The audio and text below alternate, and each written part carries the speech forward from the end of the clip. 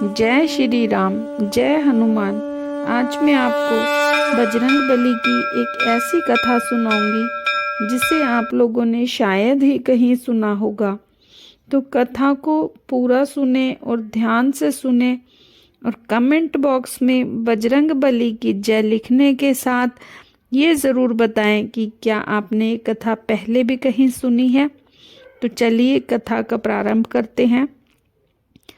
जब बाली को ब्रह्मा जी से ये वरदान प्राप्त हुआ कि जो भी उनसे युद्ध करने उसके सामने आएगा उसकी ताकत बाली के शरीर में चली जाएगी और इससे बाली हर युद्ध में अजय रहेगा। सुग्रीव बाली दोनों ब्रह्मा के औरस यानी वरदान द्वारा प्राप्त पुत्र हैं और ब्रह्मा जी की कृपा बाली पर सदैव बनी रहती है। बाली को अपने बल पर बड़ा घमंड था। उसका घमंड तब और भी बढ़ गया जब उसने करीब करीब तीनों लोकों पर विजय पाए हुए रावण से युद्ध किया और रावण को अपनी पूंछ से बांधकर 6 महीने तक पूरी दुनिया घूमी। रावण जैसे योद्धा को इस प्रकार हराकर बाली के घमंड की कोई सीमा न रही। अब वो अपने आप को संसार का सबसे बड़ा योद्धा समझने लगा था और यही उसकी सबसे बड़ी भूल हुई। अपनी ताकत के मद में चूर एक दिन एक जंगल में पेड़ पौधों को तिनके के समान उखाड़ फेंक रहा था। हरे भरे वृक्षों को तहस नहस कर दे रहा था। अमृत समान जल के सरोवरों को मिट्टी से मिलाकर कीचड़ कर दे रहा था।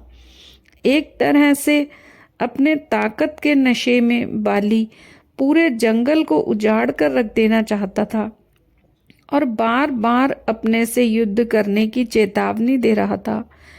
कोई है जो बाली से युद्ध करने की हिम्मत रखता हो? कोई है जो अपनी माँ का दूध पिया हो और जो बाली से युद्ध करके बाली को हरा दे?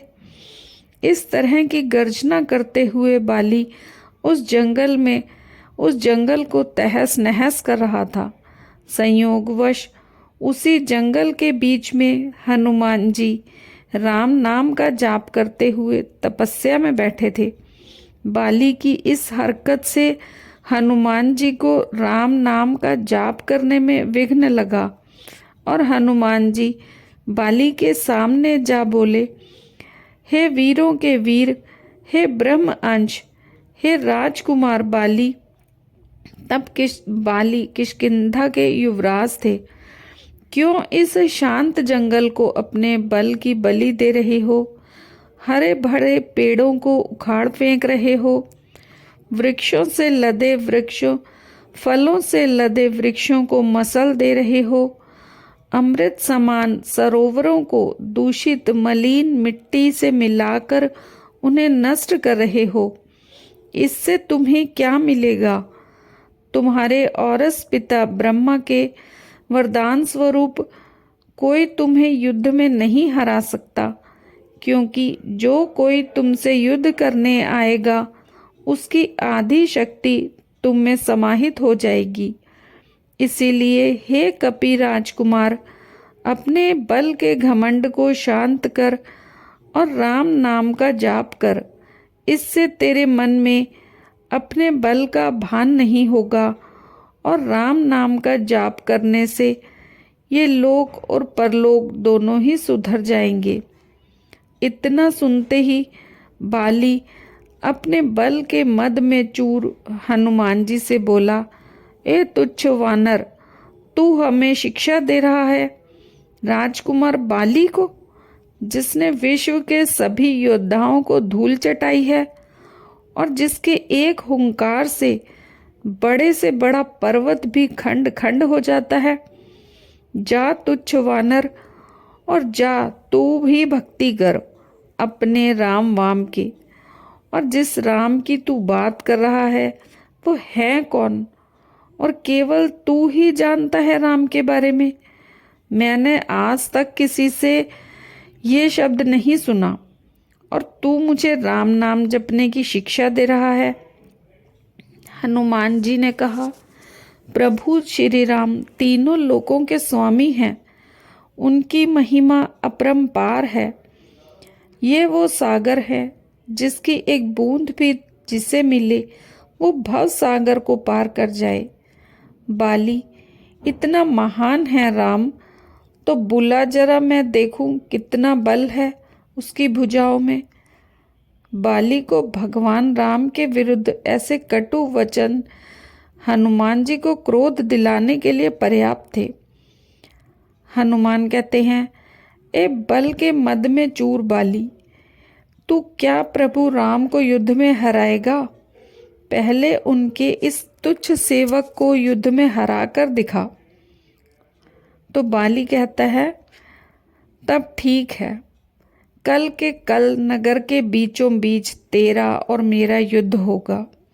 हनुमान जी ने बाली की बात मान ली।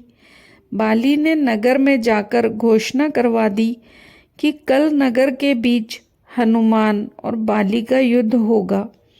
अगले दिन तय समय पर जब हनुमान जी बाली से युद्ध करने अपने घर से निकलने वाले थे, तभी उनके सामने ब्रह्मा जी प्रकट हुए। हनुमान जी ने ब्रह्मा जी को प्रणाम किया और बोले, हे जगत पिता, आज मुझ जैसे एक वानर के घर आपके पधारने का कारण अवश्य ही कुछ विशेष होगा।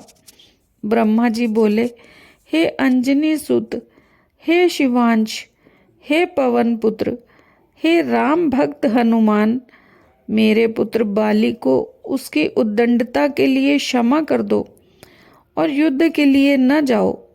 हनुमान जी ने कहा, हे प्रभु, बाली ने मेरे बारे में कहा होता तो मैं उसे क्षमा कर देता, परंतु उसने मेरे आराध्य श्री राम के बारे में कहा है, जिसे मैं सहन नहीं कर सकता, और मुझे युद्ध के लिए चुनौती दी है, जिसे मुझे स्वीकार करना ही होगा, अन्यथा विश्व में ये बात कही जाएगी कि हनुमान कायर है, जो ललकारने पर भी युद्ध के लिए इसलिए नहीं जाता क्योंकि एक बलवान योद्धा उसे ललकार रहा है। तब कुछ सोचकर ब्रह्मा जी ने कहा कि ठीक है हनुमान जी, पर आप अपने साथ अपनी समस्त शक्तियों को न लेकर जाएं, केवल 10वां भाग का बल लेकर जाएं। बाकी बल को योग द्वारा अपने आराध्य के चरणों में रख दें। युद्ध से आने के उपरांत फिर से उसे ग्रहण कर लें। हनुमान जी ने ब्रह्मा जी का मान रखते हुए वैसे ही किया और बाली से युद्ध करने घर से निकले। उधर बाली नगर के बीच में एक जगह को अखाड़े में बदल दिया और हनुमान जी से युद्ध करने को व्याकुल हो बार बार हनुमान जी को ललकार रहा था।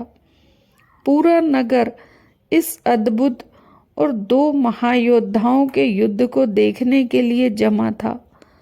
हनुमान जी जैसे ही युद्ध स्थल पर पहुंचे, बाली ने हनुमान को अखाड़े में आने के लिए ललकारा। ललकार सुनकर जैसे ही हनुमान जी ने एक पांव अखाड़े में रखा, उनकी आधी शक्ति बाली में चली गई। बाली में जैसे ही हनुमान जी की आधी शक्ति समाई, बाली के शरीर में बदलाव आने लगे। उसके शरीर में ताकत का सैलाब आ गया। बाली का शरीर बल के प्रभाव में फूलने लगा। उसके शरीर फटकर खून निकलने लगा। बाली को कुछ समझ नहीं आ रहा था। तभी ब्रह्मा जी बाली के पास प्रकट हुए और उसे कहा, पुत्र, जितनी जल्दी हो सके यहाँ से अति दूर चले जाओ। बाली को कुछ समझ नहीं आ रहा था। वो सिर्फ ब्रह्मा जी की बात को सुनकर सरपट दौड़ने लगा। 100 मील से ज्यादा दौड़ने के बाद बाली थक कर गिर गया। कुछ देर बाद जब होश आया तो उसने अपने सामने ब्रह्मा जी को देखा और बोला, ये सब क्या है? हनुमान जी से युद्ध करने से पहले मेरा शरीर फटने की हद तक फूलने लगा। फिर अचानक वहाँ आपका आना और ये कहना कि यहाँ से जितनी दूर हो सके चले जाओ, मुझे कुछ समझ नहीं आ रहा। ब्रह्मा जी बोले, पुत्र, जब तुम्हारे सामने हनुमान जी आए तो उनका आधा बल तुम में समा गया, तब तुम्हें कैसा लगा? बाली कहने लगा, मुझे ऐसा लग रहा था जैसे मेरे शरीर में शक्ति के सागर की लहरें ले रही हैं। ऐसे लगा जैसे इस समस्त संसार में मेरे तेज का सामना कोई नहीं कर सकेगा, पर साथ ही ऐसा लग रहा था जैसे मेरा शरीर अभी फट पड़ेगा।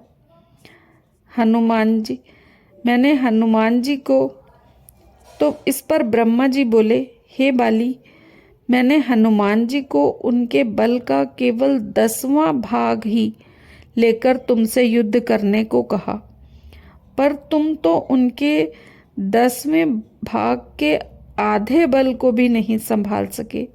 सोचो, यदि हनुमान जी अपने समस्त बल के साथ तुमसे युद्ध करने आते तो उनके आधे बल से तुम उसी समय फट जाते जब वो तुमसे युद्ध करने घर से निकलते।